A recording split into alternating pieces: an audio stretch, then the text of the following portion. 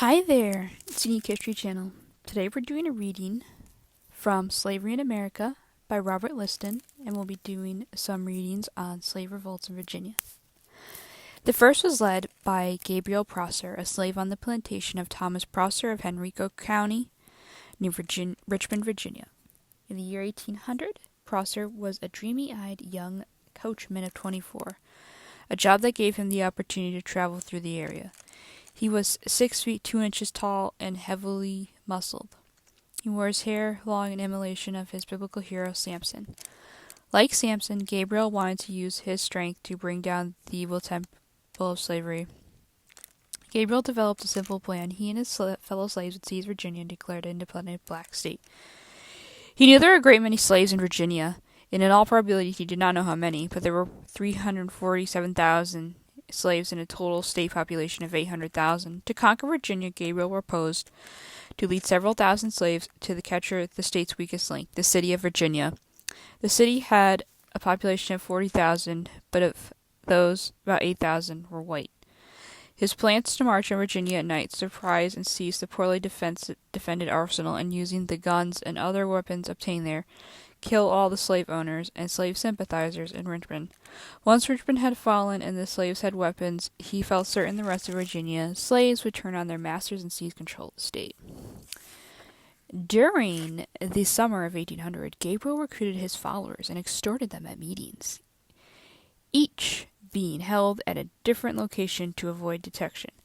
Meanwhile, the insurrectionists gathered weapons, stones, clubs, swords made from Scythes crude knives. They were able to steal field rifles and a small supplies of bullets. On August 31st, the insurrectionists were met in Old Brook Swamp, about 6 miles outside of Richmond. About 1,000 armed slaves were expected. After dark, they would march into Richmond in 3 columns. Gabriel's forces never marched. A violent storm arose, and torrential rain flooded creeks and washed out bridges. The insurrectionists could not find their way to the meeting place, let alone march into Richmond. The attack was postponed, and then it was too late. 2 slaves went to their master, Mosby's shepherd, to report the conspiracy. They believed their master to be kindly and did not want him killed. In a matter of hours, the state militia was called out, and a detachment of the United States cavalry was sent to protect the city. Gabriel's chance to take Richmond was lost. White Virginians reacted to the news with hysteria. Slaves were rounded up, and any slaves, not just those who had participated in the conspiracy. Brief trials were held, and slaves sentenced. Some of them were beaten, thrown into chains, or sold out of the state. 34 were hung, and among the last of these was Gabriel, who hid in the swamp for weeks, then tried to flee aboard a ship. When finally brought to trial, Gabriel refused to identify his co-conspirators. Instead, he is believed to have made this speech: "I have nothing more to offer than General Washington would have to offer." He would have been taken by the British and put on trial by them. "I have adventured my life in endeavoring to obtain liberty of my countrymen, and am willing to sacrifice to their cause. And I beg, as a favor, that I may be immediately led to execution. I know that 𝘚𝘭𝘓𝘗 shed my blood, when it is the mockery of all a trial." The second major insurrection was attempted in South Carolina in 1822. Again, a remarkable man was its leader, 𝘚𝘰𝘶𝑵𝘄, a handsome, intelligent young mulatto who had been born and raised in the West Indies. When he was 14, he became a favored slave of a Charleston, South Carolina, ship owner. For 20 years, he traveled aboard his master's ship in the West Indian trade. Then he had a piece of incredible luck. He won $1,500 in a lottery and purchased his freedom. Vesey had traveled widely and spoke several languages. In a day when most slaves were illiterate, he was well read and knew the Bible intimately. He could quote scriptures at length, particularly telling of those in Moses and the children of Israel delivered from bondage. He also had a mythical hatred of slavery. He may have had fortune enough to purchase his freedom, but his wife and children were still considered slaves. He may have set up a carpenter's shop in Charleston and won a reputation for performing good work at honest prices, but he bore compassion for the other men still held in bondage. The only way to end slavery, he decided, was through a massive slave revolt. Vesey was a superb agitator and conspirator. For years, he moved among the slaves of the Charleston area urging revolt. The biblical words of Joshua were on his lips, and they utterly destroyed all that was in the city, both man and woman, young and old, and ox and sheep and ass, with the edge of the sword. He read the newspapers about the slave revolts in Haiti. And he played upon the slaves' superstition and belief in magic. An ally was blind Philip, who never failed to describe a person even though he could not see them. Vesey came to hold great influence over the slaves of the area, and it was said that slaves feared him more than they did their masters, and he used his influence to recruit slaves into his conspiracy. Gradually, he reformed a remarkable organization. His chief lieutenant was Peter Piles, others were Gula Jack, Ned Bennett, and Mingo Dahara. Together they recruited perhaps as many as 9,000 slaves. All were organized into cells, the leaders of which knew nothing of specific plans for the revolt. Only Vesey's most trusted lieutenants knew the precise plans. A standing order, no house servants were to be recruited. They could not be trusted. They were too loyal to their masters. Gradually, Vesey's plans took shape. On the night of May 16, 1821, Charleston slaves would seize the city.